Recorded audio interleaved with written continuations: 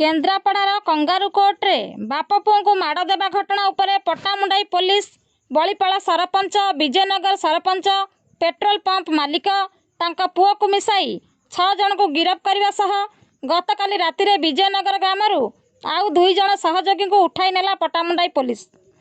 घटनार मुख्य अभियुक्त मोहनीपुर सरपंच रवींद्र बेहरा एबे भी फेरार अछंती।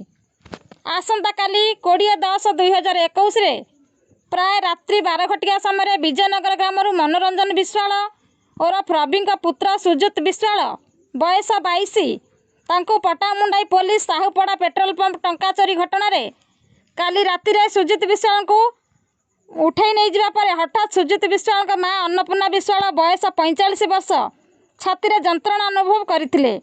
संगे संगे तांको केन्द्रापड़ा मेडिकल को निया जाइथिले।